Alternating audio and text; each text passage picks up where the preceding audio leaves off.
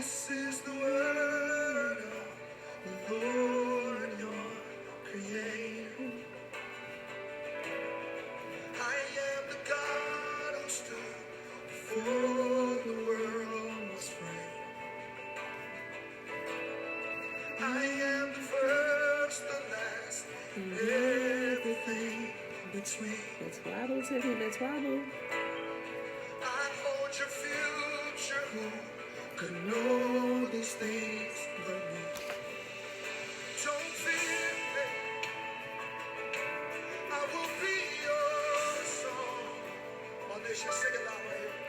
Sing it out. Sing, oh baby. Water is Today, I decided to start with some music because today is officially the last day of captivity for Israel. Yes, it is. I thoroughly expect to see some things beginning to happen for the sons and daughters of Jacob throughout the four corners of the earth beginning tomorrow. Today is the last day of captivity. Tomorrow, time served. Y'all think 2020 was bad before today.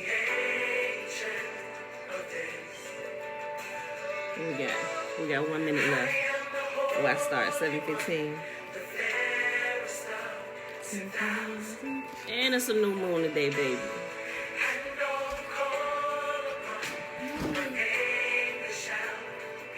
Okay. Don't fear.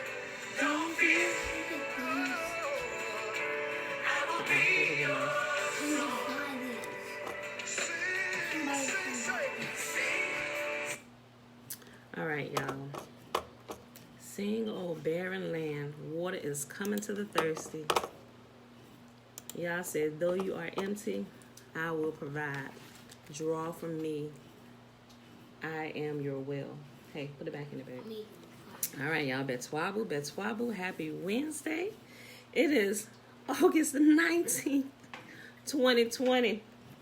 Day 229. And today we are reading Amos 1, 2, and 3.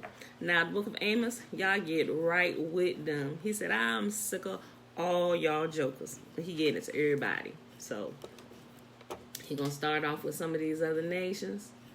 And he going to get right with the sons and daughters of Jacob, with Israel, Jerusalem, everybody. He said, I'm sick of everybody. All right. Amos chapter 1. This message was given to Amos, a shepherd from the town of Tekoa in Judah. He received this message in visions 2 years before the earthquake, when Uzziah was king of Judah and Jeroboam II, the son of Joash, was king of Israel. This is what he saw and heard. Yahuwah's voice will roar from Zion and thunder from Jerusalem. Lush pastures of the shepherds will dry up. The grass on Mount Carmel will wither and die. This is what Yahuwah says. The people of Damascus have sinned again and again, and I will not let them go unpunished. They beat down my people in Gilead as grain is threshed with iron sledges. So I will send down fire on King Hazael's palace, and the fortresses of Ben-Hadad will be destroyed. I will break down the gates of Damascus and slaughter the people in the valley of Avon. I will destroy the ruler in Beth Eden, and the people of Aram will go as captives to Kir, says Yahuwah. This is what Yahuwah says. The people of Gaza have sinned again and again, and I will not let them go unpunished. They sent whole villages into exile, selling them as slaves to Edom. So I will send down fire on the walls of Gaza, and all its fortresses will be destroyed. I will slaughter the people of Ashdod and destroy the king of Ashkelon. Then I will turn to attack Ekron, and the few Philistines still left will be killed, says Yahuwah. This is what Yahuwah says. The people of Tyre have sinned again and again, and I will not let them go unpunished. They broke their treaty of brotherhood with Israel, selling whole villages as slaves to Edom. So I will send down fire on the walls of Tyre, and all its fortresses will be destroyed. This is what Yahuwah says. The people of Eden have sinned again and again, and I will not let them go unpunished. They chased down their relatives, the Israelites, with swords, showing them no mercy. In their rage, they slashed them continually and were unrelenting in their anger. So I will send down fire on Teman, and the fortresses of Basra will be destroyed. This is what Yahuwah says. The people of Ammon have sinned again and again, and I will not let them go unpunished. When they attacked Gilead to extend their borders, they ripped open pregnant women with their swords. So I will send down fire on the walls of Rabbah, and all its fortresses will be destroyed. The battle will come upon them with shouts, like a whirlwind and a mighty storm. And their king and his princes will go into exile together, says Yahuwah. Amos chapter 2.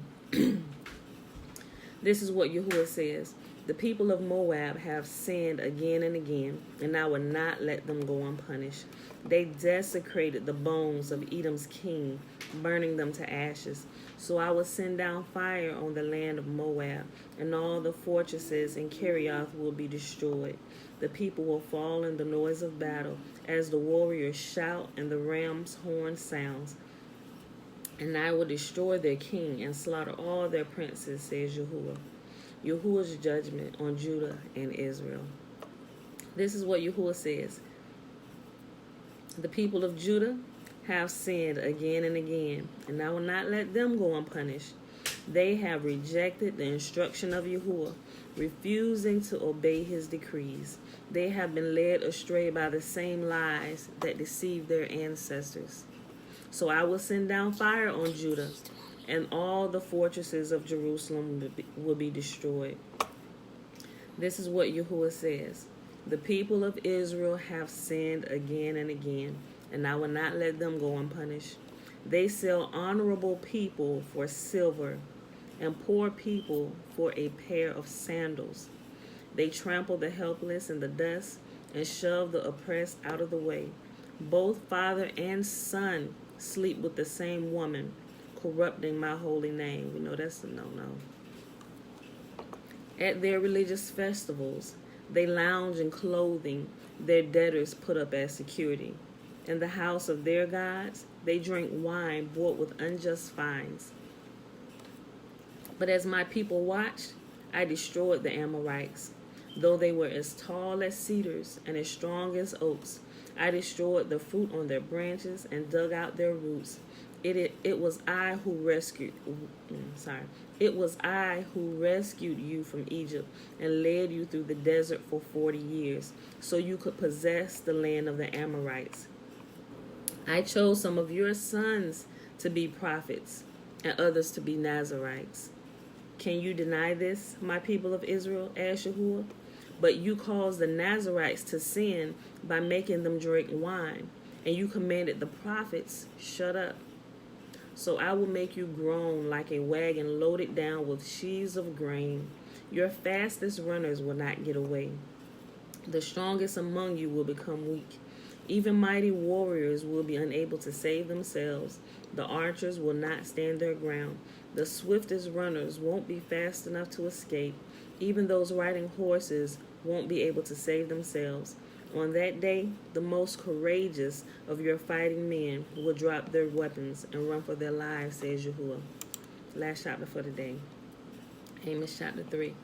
Listen to this message that Yahuwah has spoken against you, O Israel. The entire family I rescued from Egypt. He's talking to us still. He's talking to his people who cutting a plum fool. Listen to this message that I have spoken against you, O people of Israel, against the entire family I rescued from Egypt. From among all the families on the earth, I have been intimate with you alone. That's why I must punish you for all your sins. Can two people walk together without agreeing on the direction? Does a lion ever roar in a thicket without first finding a victim? Does a young lion growl in its den without first catching its prey? Does a bird ever get caught in a trap that has no bait? Does a trap spring shut when there is nothing to catch? When the ram's horn blows a warning, shouldn't the people be alarmed? Does disaster come to a city unless Yahuwah has planned it? You see how he's setting this out? He asking a question. He said, can this happen if this doesn't happen first? Can this happen if this doesn't happen first? Can this happen if this doesn't happen first? Let me go back and read that again, starting at verse 3.